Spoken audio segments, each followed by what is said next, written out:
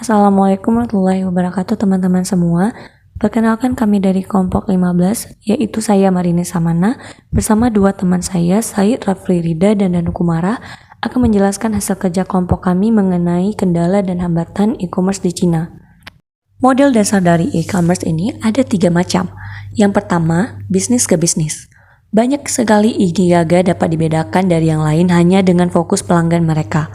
Misalnya, beberapa perusahaan menggunakan internet, terutama untuk melakukan bisnis dengan bisnis lain.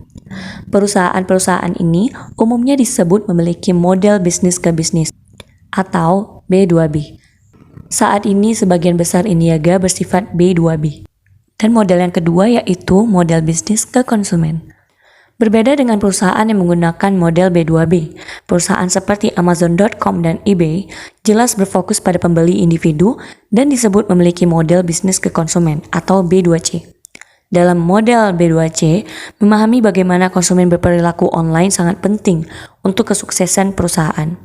Internet telah meningkatkan kemampuan perusahaan untuk membangun hubungan pelanggan yang baik. Model yang ketiga yaitu model konsumen ke konsumen. Berbeda dengan model B2B dan B2C yang berfokus pada transaksi bisnis dan komunikasi. Model konsumen ke konsumen atau C2C melibatkan penggunaan perangkat lunak peer-to-peer yang semakin populer yang memfasilitasi pertukaran data secara langsung antar individu melalui internet. Dari e-commerce memiliki sisi positif dan juga negatif. Kelebihan dari hadirnya e-commerce saat ini selain efisiensi waktu dan tempat, konsumen dapat mengetahui secara cepat kisaran harga barang yang akan dibeli. Ketika mencari produk yang sama pada laman e-commerce, konsumen disuguhkan dengan tipe barang yang sama, tetapi dengan harga yang berbeda. Dalam membangun kepercayaan agar memiliki banyak pelanggan, para penjual menuliskan spesifikasi barang dengan rinci pada kotak deskripsi. Semakin lengkap informasi yang ditulis, tingkat kepercayaan pembeli akan semakin tinggi. Dari keterangan yang terletak pada kotak deskripsi tersebut, masyarakat dapat memahami produk terlebih dahulu sebelum membeli. Selain itu, kepercayaan pembeli terletak pada feedback pembeli lain yang memberi rating serta komentar singkat tentang penilaian terhadap barang yang dibeli maupun pelayanan yang diberikan oleh toko daring. Kekurangan dari e-commerce adalah barang yang akan dibeli hanya bisa dilihat secara virtual saja. Beberapa oknum menyalahgunakannya dengan mengunggah foto barang yang jauh berbeda dengan bentuk aslinya. Selain itu, masih banyak orang yang menolak berbelanja virtual karena tidak bisa menggunakan gawai. Kehadiran e-commerce juga mengancam eksistensi pasar tradisional, walaupun peminatnya masih cukup banyak.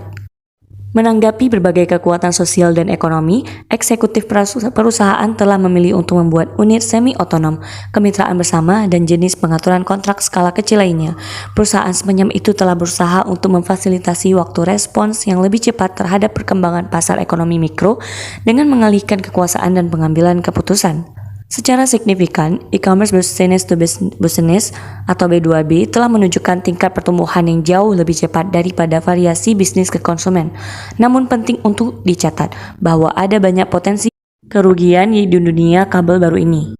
Salah satu kelemahan paling serius dari internet adalah tampaknya tidak memiliki sarana yang dapat diandalkan untuk menyaring sejumlah besar informasi yang tersedia secara online.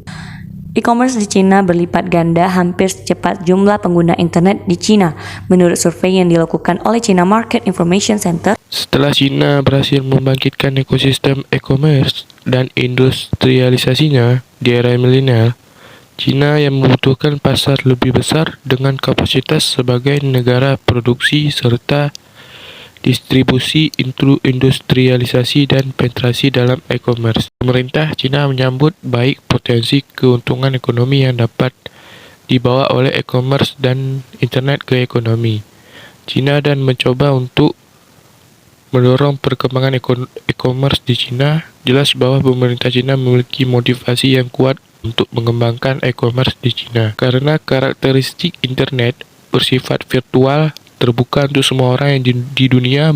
Beberapa perilaku asusila bahkan kejahatan terjadi di internet. Untuk kendala selanjutnya ada registrasi nama domain. Beberapa perusahaan e-commerce memiliki persyaratan tertentu untuk memenuhi registrasi nama domain. Selanjutnya ada enkripsi. Alasan utama untuk mendorong peraturan enkripsi di Tiongkok adalah untuk menjaga keamanan nasional dan keselamatan publik Tiongkok.